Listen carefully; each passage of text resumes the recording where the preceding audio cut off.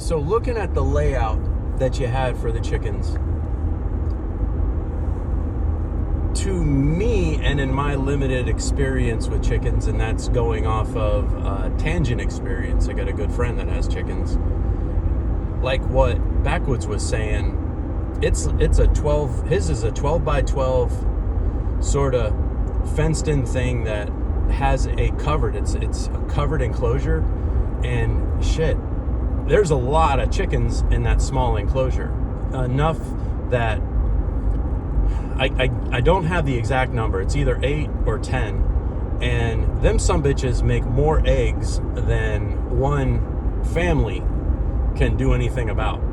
Their family and his wife's parents, they more eggs are produced from that amount of chickens than they can use. Makes me wonder, a chicken coop the size that you're talking about, unless you're letting them be a little more free range or open range,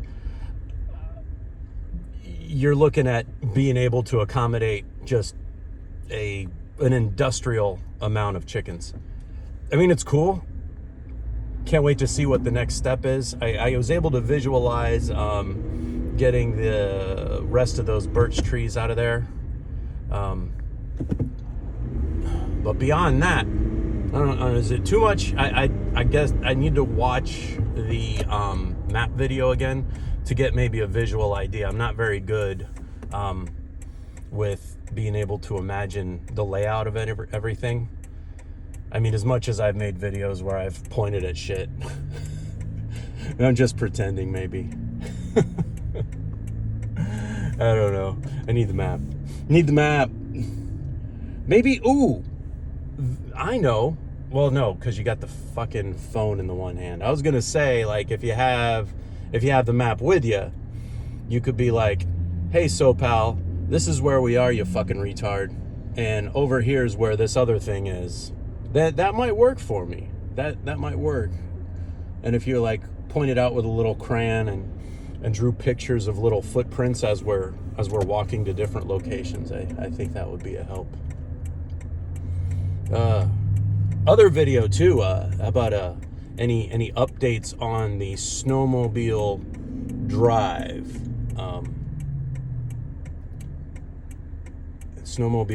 And in exchange for that, I will prepay you an update video on my hunting for this weekend. I decided not to go. Turns out my hunting partner was not able to go.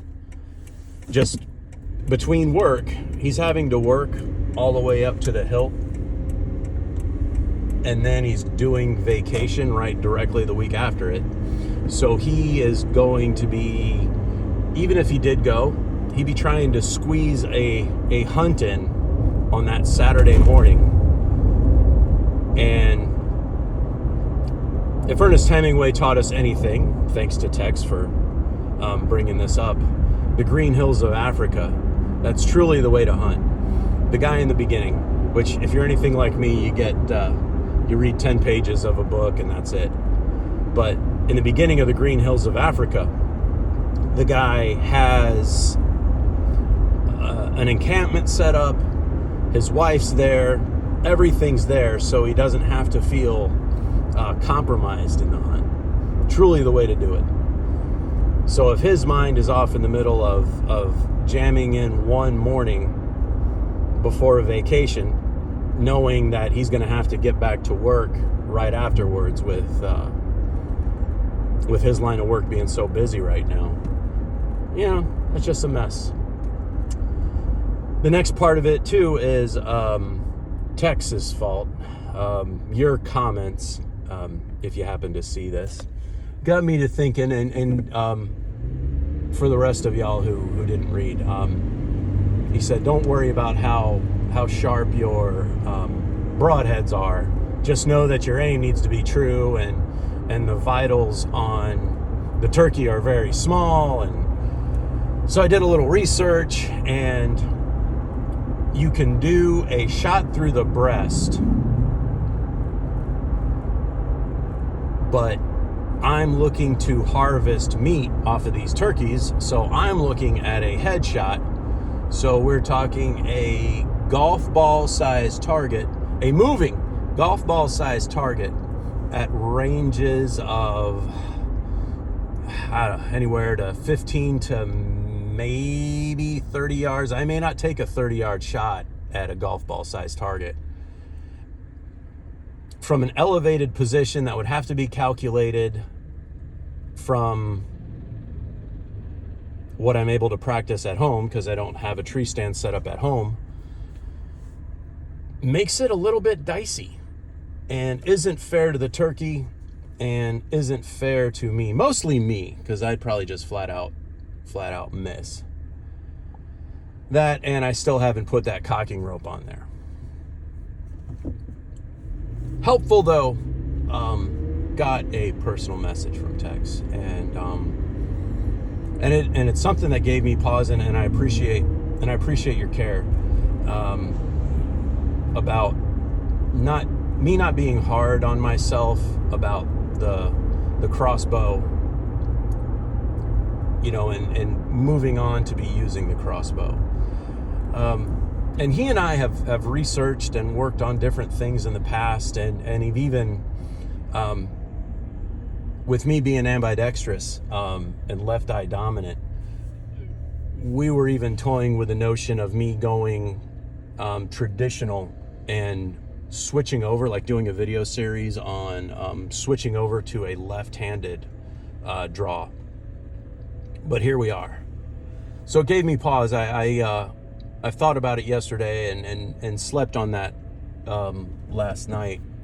And what I'd like to do, and here's how I'm going to form it in my mind. Instead of resenting how it is that I have to get out there and resenting whatever deterioration or the lack of physical capabilities that I'm starting to experience, point out just how sweet and wonderful it was in that window that I was able to hunt a certain way. So I am going to get into that a little bit. And for those of y'all that aren't interested, you can end the video now. When I was younger, I had this strange notion on how I wanted to hunt. Back then, when I was real little, I'd have to rely on my friends' dads taking me out, and all that I knew of it was, running dogs, modern gun, 30-30 iron sights. But I knew about bow hunting. I knew about muzzle loading season, and I had this notion of hunting in a truly mode-based system, where I would go so far as to be, for bow hunting, I would go so far as to be completely almost like Indian or ancient kind of rigging for bow through that season. And then muzzle loading, I'd go out like Davy Crockett or Hawkeye, I don't know.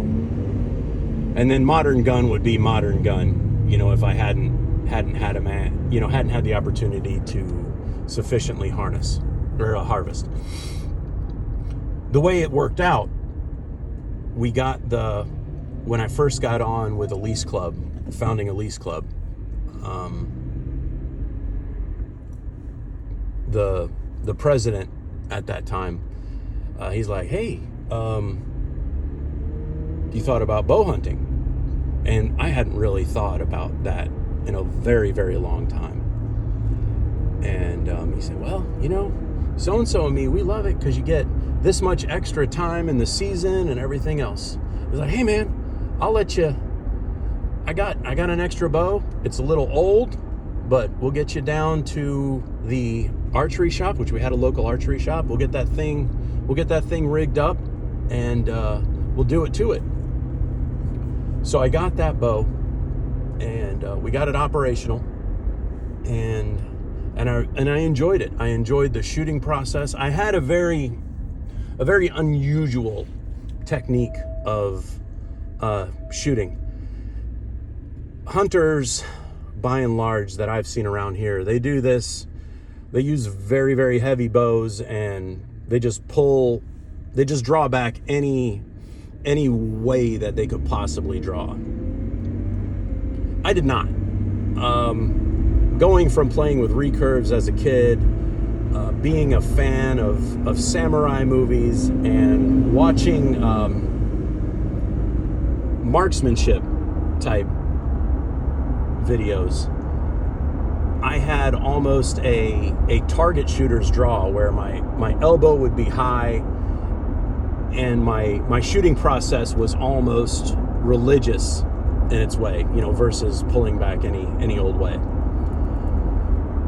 Practiced a lot, loved it, and so much so that I made the old Bear recurve that I had been loaned.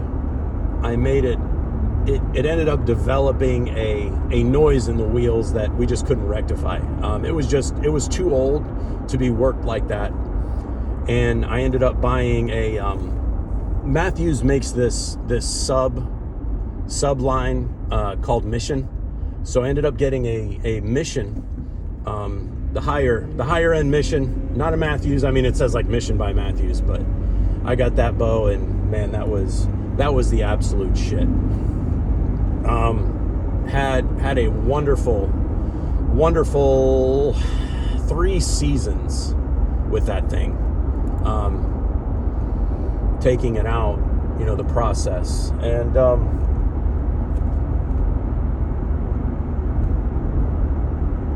just good times.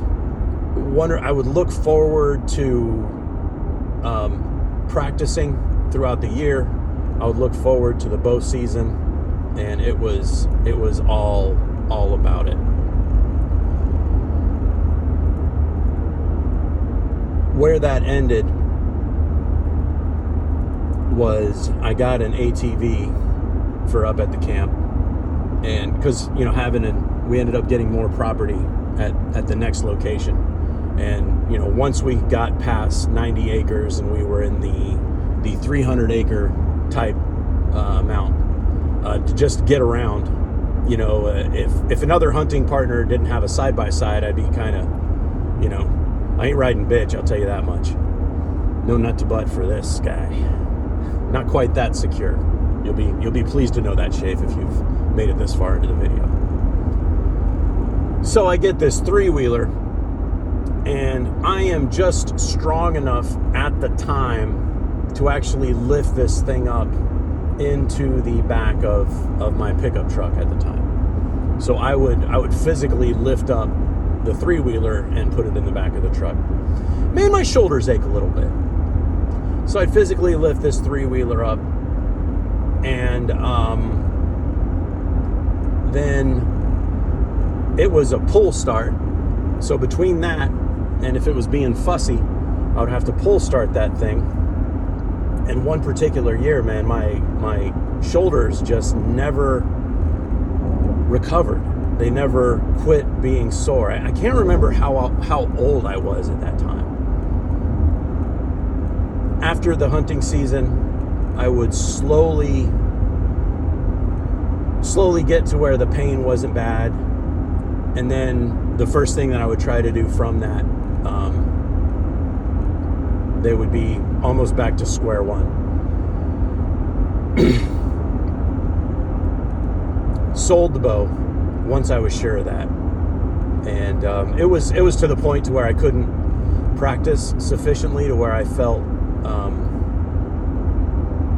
comfortable or ethical in continuing to shoot with a bow. That is the story. But focusing on those 3 years, that's what we'll do. All right, everybody. Y'all take it easy.